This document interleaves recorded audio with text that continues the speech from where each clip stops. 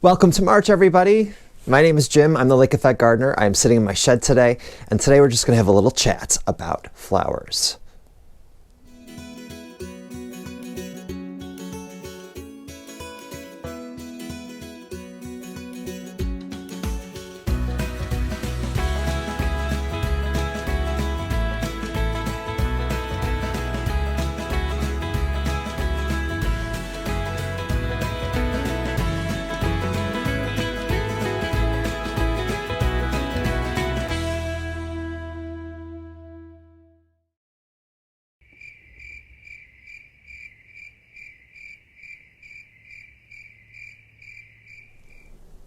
Whenever we're talking about our gardens, it seems for the most part that, for me at least, it's very vegetable centric. I'm always talking about what I'm growing in the garden to eat.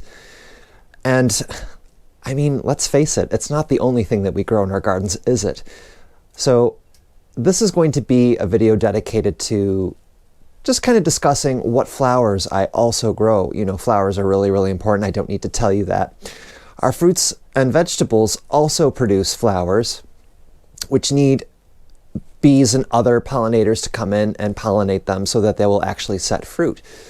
Sometimes vegetables, if that's all you're growing, is just not enough to attract our little, winged friends, which I can't wait, by the way, I can't wait to see those little pictures of the bumblebee butts. I love it when people take pictures of that. I've never gotten close enough to take one, but I always enjoy everybody else's. I digress.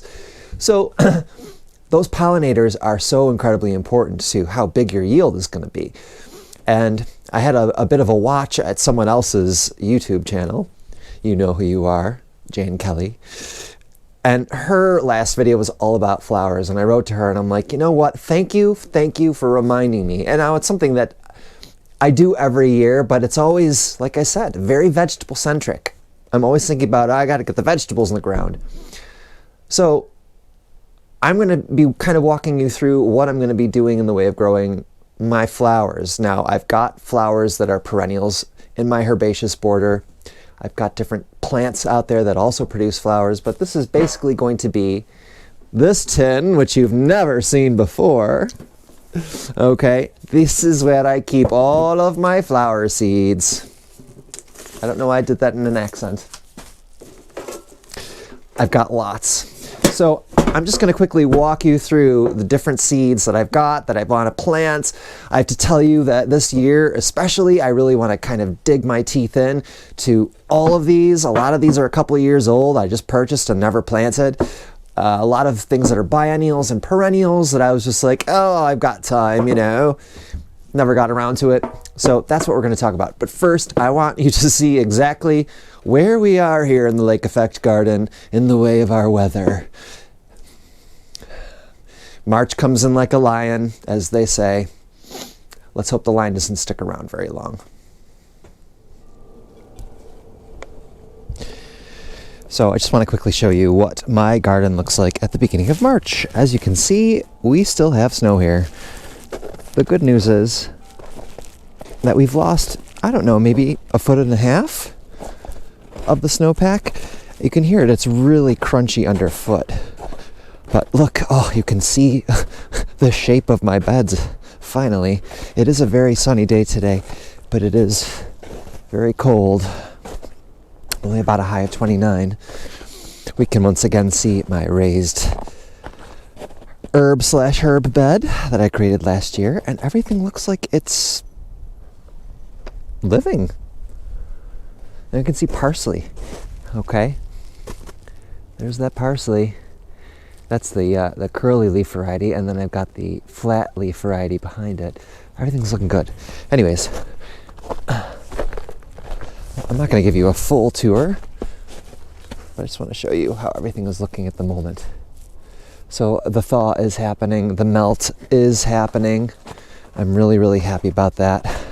I can see some grass, which is something I haven't seen in a very long time. Oh, that's where the polytunnel goes. That's where it's going to go. I can't wait to get in there. All right.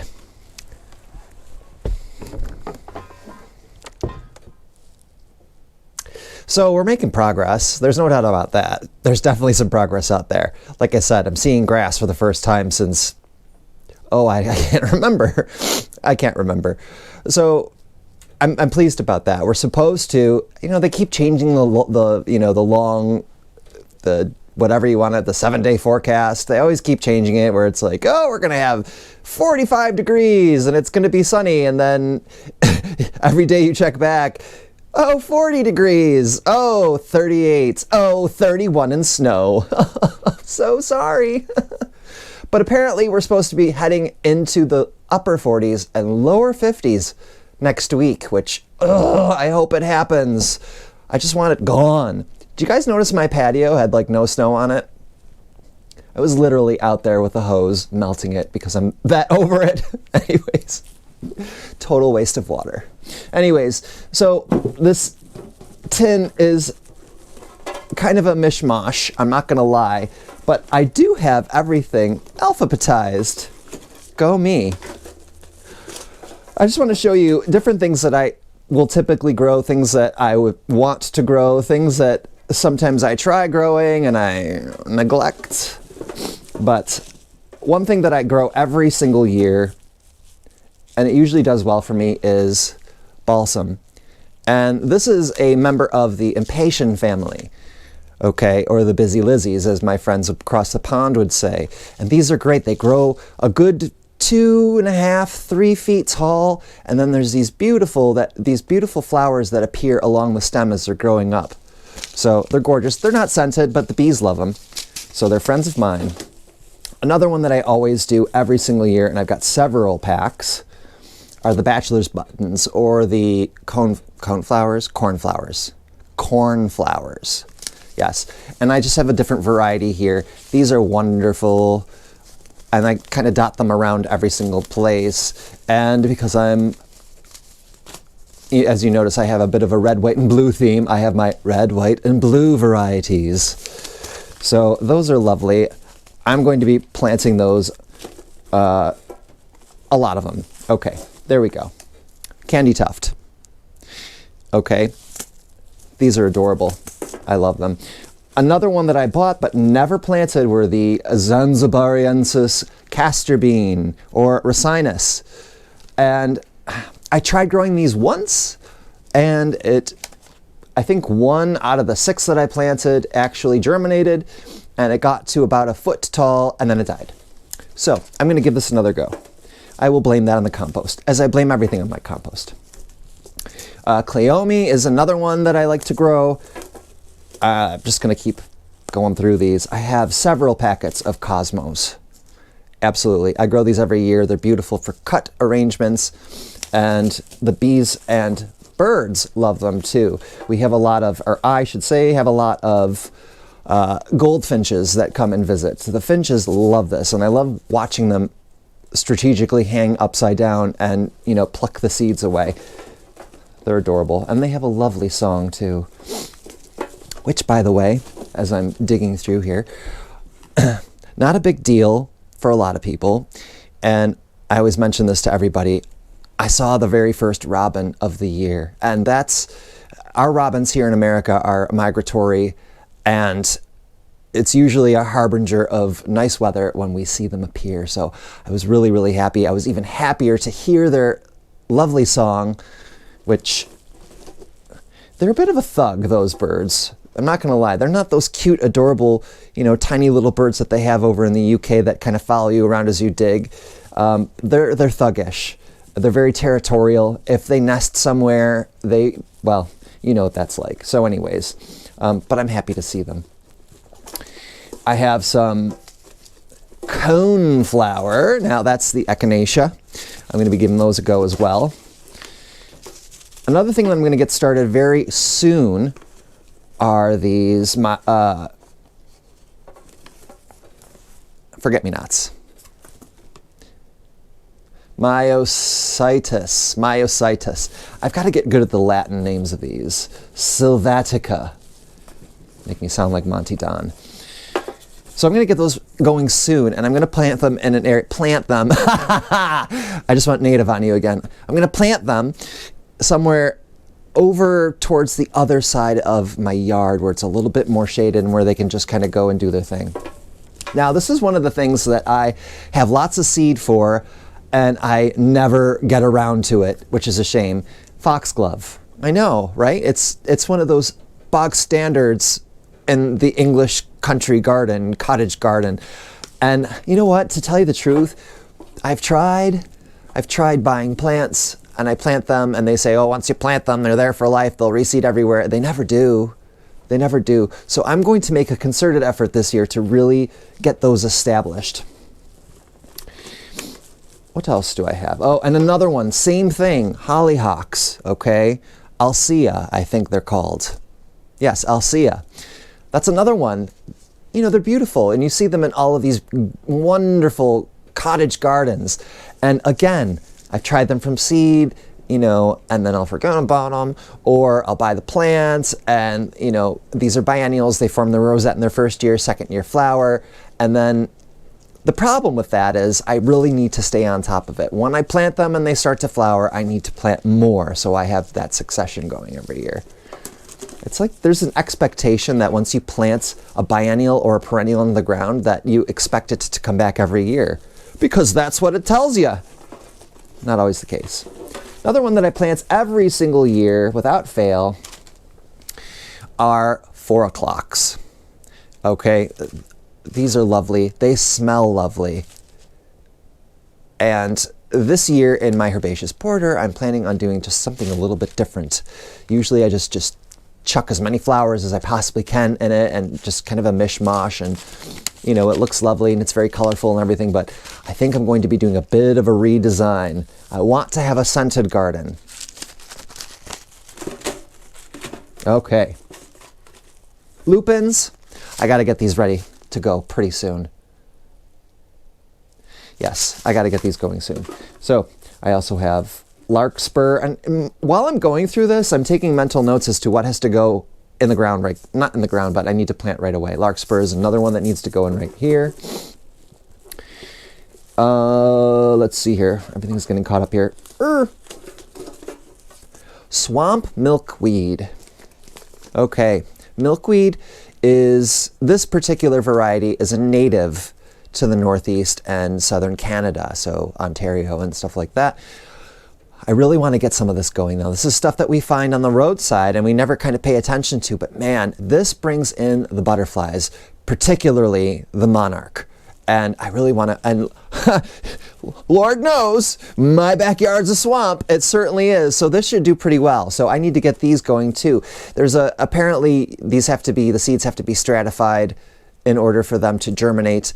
Let's just say that this packet of seeds has been in the shed for a couple of seasons. So I think they'll be good to go. I always keep some morning glories on hand, even though most of them just reseed. This is the Grandpa Ott that I grow up the trellis. And then, oh, good grief. Nasturtiums, nasturtiums, and more nasturtiums. Those are going to go directly into the garden. And I grew a lot of them last year, and they did really, really well. I'm hoping that they'll reseed. It seems like everybody has reseeded nasturtiums in their garden. And I think it's, you know, because of the rodents and the squirrels and the chipmunks and all those, they all, you know, tend to munch them up. Another plant that I always grow every single year, and this will also be going in the hopefully newly formed scented garden, is, and I've got lots of these, I want to go crazy, Nicotiana, or flowering tobacco. This variety is called Only the Lonely. This grows about 4.5 feet tall. Big, huge white plumes of gorgeous trumpet-shaped flowers that smell intoxicating in the evening. We're on the ends, folks. Bear with me. Nigella. This is another one. This is Love in the Mist. This variety is called Persian Jewels. Okay. Oh, what else do I have in here? I've got some petunias. Poppies. Now I will drop these into the soil as soon as everything melts out here, whenever that may be. And I've got a Shirley double mix, and then I have kind of a paper, I'm guessing that's what's called, papaver, as we say here in Buffalo, papaver pappy mix. Okay. I do have a lot of this in the garden already, Rudbeckia. okay, which is your black-eyed Susan. But this variety is called Indian Summer. It has a bit of a reddish orange color, and I'm really interested in seeing how that's going to look. Salvias, I grew some of these last year. Some of them didn't make it. I'm going to see if, this is a perennial also, I'm going to see if some of them actually recovered and will come back. This is a plant here. I've got several that Sean Cameron had turned me on to, and that is stock, evening stock. So I finally got some to grow last year in a very small pot on my patio, and yes, it's all that and more. The scent, absolutely intoxicating. So I have several packets of that, and I will be going on and doing succession planting of those so I can keep everything moving. Now, ooh, sunflowers, lots of them, lots of different varieties. I will be growing, okay, now if you remember back a few videos when I was showing you how my veg garden is going to look this year, I took a portion of my brassica bed, my old brassica bed, the one that's furthest to the south of my garden, and I dedicated an area of that just for sunflowers. So I have different varieties. I have Autumn Beauty, Tayo, Russian Mammoth, Black Russian, Floristan, Velvet Queen, Black Russian. Are they all going to go into that one bed? No, I plan on peppering them everywhere I possibly can. Some of them don't grow very tall, so they'll be perfect. And then the last I have in here, oh, I actually have two in here, sweet peas, and I got to get those started pretty soon. I've got enough toilet rolls to... I have enough toilet rolls, let's just say, for several different growing areas. I've got the knee-high fragrant mix, and I'm planning on putting these over next to, on the patio next to the rose trellis. The Old Spice mix, which I grow every single year, and then the Grandiflora mixture. These are all highly scented sweet peas. Last year I grew sweet peas growing up a trellis that I made out of chicken wire up along the front of the greenhouse, and they were glorious, really glorious. I managed to save some of the seeds. The last thing that I'm going to be doing is Verbena bonariensis. And if, for those who don't know, these plants are, they're not terribly huge. They grow really tall, very thin, and then at the very top you get this little burst of flowers that, again, the bees, the butterflies, the birds, they all love them. That was a lot, guys. I really appreciate you guys sticking with me the whole time. Other flowers that I have saved, flower seeds I have saved in here. Pardon me as I reach. Oh my gosh, I'm so sorry. I'm a big klutz. What do we got here? I've got some calendula seed here. Okay. And now I keep my calendula in usually the little herb box. Okay, that cute little quarter-sawn oak one that I showed you last video. Or 2 videos ago. Here's some more of the saved morning glories. I have French marigold. Look how many I've got in there. Yes, in this salsa container. Que vida! All right. Lots of it. And then, this is the Mexican sunflower, okay, otherwise known as Tithonia. And those are the huge, tall, structural plants that have those like red, orange, they're not terribly huge, red, orange, almost daisy-like flowers. And again, great for goldfinches and other birds like that. So, right, that's a lot of stuff. So, made my mental notes. Plants or flowers that I need to get started are probably going to within the next couple of weeks. And I think just because of the lack of space that I have, I'm going to be trying to start a lot of them that will be able to start, I should say, in the greenhouse now that it's all cleaned out. So that is my plan. Is there anything else? Am I missing? I don't think so. There's one more job I want to get at, and it does involve flowers. So why don't we, bundle up? We're going to head back to the patio, and I'm going to show you something that I've been wanting to do that I did last year, but I'm going to do again this year. And it's just a little helpful tip when it comes to the care and maintenance of your roses. Okay, the sun is in my eyes right now, so I apologize if I'm squinting like this. Maybe I should have gotten my sunglasses, but never mind. So I have this climbing rose here. Variety, I haven't the vaguest idea. I bought it on the cheap from a big box store, and it looked half dead, so I grabbed it for next to nothing and threw it in the ground, and it took off. So anyways, this is a rose that only flowers once, but it has beautiful foliage, so I really don't care about that. But what I want to do, I've got my jute twine, I've got my scissors here. What I want to do is last year's new growth. Now, I don't know if you can see this, but it's really, really long, okay? This is a long cane here. Last year's new growth tends to grow straight up into these large canes. Now, if you leave the large canes like this, you will receive flowers off of it, but they tend to flower towards the very top or the top of the growing tip. That's where you're going to see your flowers come from. However, if you convince them otherwise, they will produce a lot more flowers. So what I'm going to do is show you how you can do that. Now, last year, I'm probably going to be I will stay hunched over like this to show you. Last year I took this cane right here and I tied it up. Let me bring you in closer to show you. I took, oh, shadow shot, so sorry.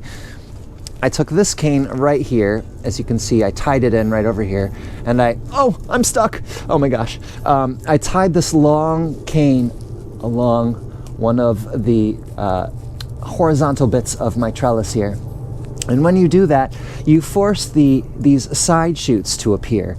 And these, my friends, are what are going to produce your flowers. And I had a whole lot of flowers off of these, all the way down to the very end. These side shoots are what's going to produce those beautiful blooms. So what I'm going to do is I'm going to tie the cane in. Ooh. I'm going to tie that large cane in, and hopefully this year, we will get some beautiful, beautiful blooms off of it. All right, what do we got going on here? Okay, so I'm going to take my twine here. I'm going to move you back a little bit.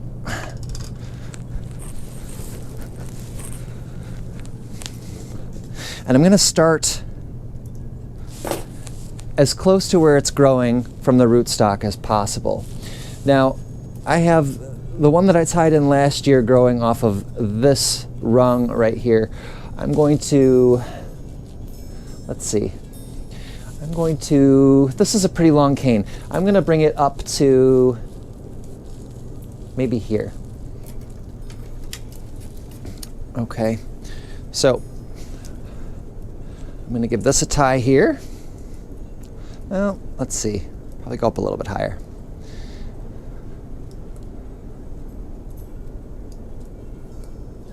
Now, be careful not to, knot it too tight around the stem, because then you'll girdle the plant and it might damage it. All right, so I'm going to bring it in.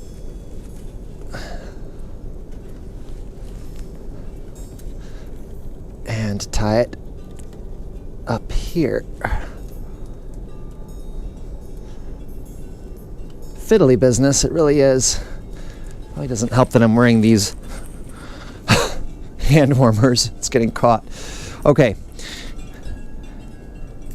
Now I'm going to take this cane here that I tied in, and I'm going to angle it horizontally.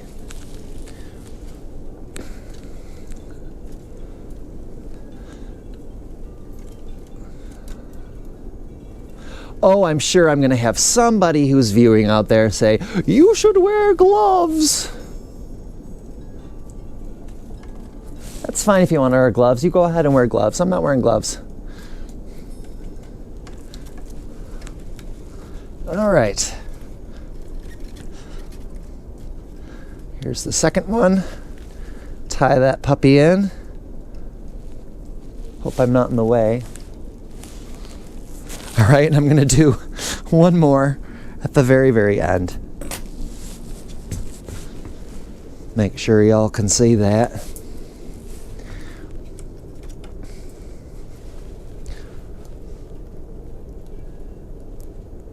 I can already see tiny, tiny little buds forming along this cane. Oh, that excites me to no end. Okay.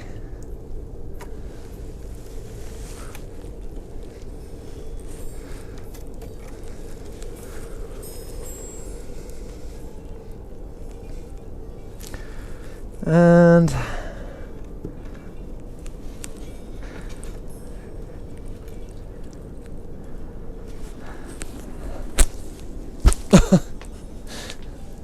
there we go. So this cane is now going to produce little side shoots. I can see the buds forming already. They're going to form those little side shoots, and those I'm going to have now 2 layers of flowers. Yay. I can show you what that looks like in 3 months' time when they finally bloom.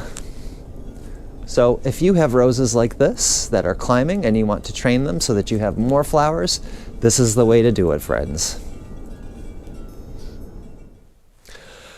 Well, I hope that you found at least that portion of the video to be helpful in some manner. If you guys have climbing roses of any kind or rambling roses that you want to train, it's something that really, really works, and it doesn't take too much time. The only time that it really takes is the timing that you make for it. And it's important that we do stuff like this. This is maintenance. It's like, pruning your fruit trees and things like that. Otherwise, I appreciate you sitting through my ramble about flowers, and I'm not gonna probably spend a lot of video time showing you how to plant flower seed. It's basically, you're going to be seeing me plant seed, there's no doubt about it, but I'm not going to walk through every variety and say, okay, today we're going to go through, the A's inside of my, so Alcia is going to be your first one, let's plant some hollyhocks. That will, for the sake of video, not worth it. Important though, make sure you follow those directions on those seed packets. It's really, really important that you do that. These seeds need to have the right kind of environment to get them going. Make sure that you know what to do. So, but I will be happily showing you what it'll look like after they've been sown, and hopefully any progress that will be happening with that. So it's getting chillier in here as the sun goes down, so I have to bid you goodbye. And to all those people who don't have any more snow, I would appreciate if you wouldn't mind sending some of those warm, radiating vibes up to Western New York and to our friends in Southern Ontario and Canada. We're over this, guys. We're over it. I just want it to all go away. Why? Because that polytunnel is sitting here in the package just staring at me. Okay. Believe me, I know something about guilt. My mother's Sicilian. It's sitting there looking at me with, in guilt right now. So I'm antsy as all get out to get that thing up and running so that I can move on with my life. All right. Thanks so much for tuning in, guys. If you're new to the channel, hello. Welcome. Thank you for showing up. Thank you for watching. If you're interested in what you've seen and you want to see more, go ahead and hit that subscribe button. Thumbs up, notification bell, notification bell. As we keep going closer and closer to the warm weather and stuff like that, I'm hoping that, you pressing that notification bell will inundate you with notifications from the Lake Effect Gardener saying, come watch me. All right. Thanks so much, guys. I'm officially signing off now. Nice to see you all. Hope you're all doing well. Get those gardens going. I'll see you soon. So long for now.